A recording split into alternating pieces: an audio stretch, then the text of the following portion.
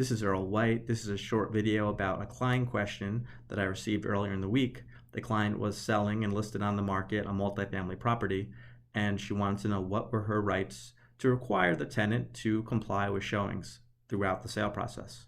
This question is going to largely turn on what is in the lease. If the landlord used the standard realtor lease, it contains a provision that requires the tenant to comply with showings, inspections, and appraisals during the sale process with reasonable notice. Now, if the landlord did not use that lease, it's still going to depend on whatever lease they drafted up. So if it has a provision to allow for showings during the sale process, they'll be in good shape to ask the tenant to comply with that provision.